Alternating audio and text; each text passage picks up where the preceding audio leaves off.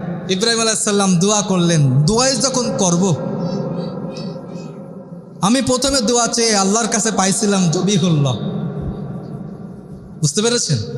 এইবার যদি চাই তার থেকেও ভালো এবং বড় কিছু চাইব।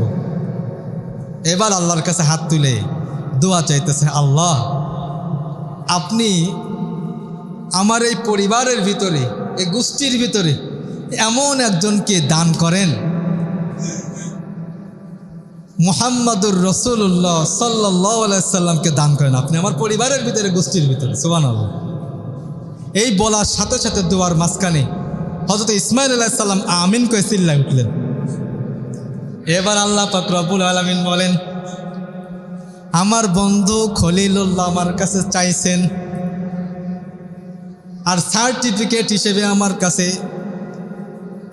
আমিন বলেছেন, অর্থাৎ স্বাক্ষর দিয়েছেন জবিহুল্লাহ। আর যেই জায়গায় বসে দোয়া করা হয়েছে তার নাম হলো বাইতুল্লাহ। আমি রব্বুল আলামিন তাকাইয়া দেখলাম সব কিছু আমার দিকে আসতেছে। বাইতুল্লাহ কার ঘর? আল্লাহর ঘর। খলিলুল্লাহ কার বন্ধু?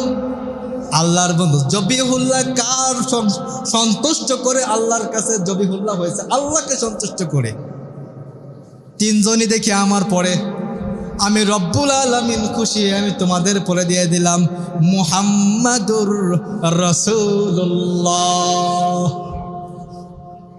দোয়া করেছেন বন্ধু খলিলুল্লাহ, আমিন বলেছেন বন্ধু জবিহুল্লাহ। দোয়া করেছেন যে জায়গায়, তার জায়গার নাম হচ্ছে বাইতুল্লাহ। আমি আল্লাহ দান করলাম মুহাম্মাদুর রাসূলুল্লাহ। তা সার্টিফিকেট দেওয়া লাগবে, যে দোয়া করবে এরকম দামি জায়গায় ছাড়া আমি আল্লাহ দুনিয়াতে পাঠাবো না। কথা বুঝাইতে পারলাম?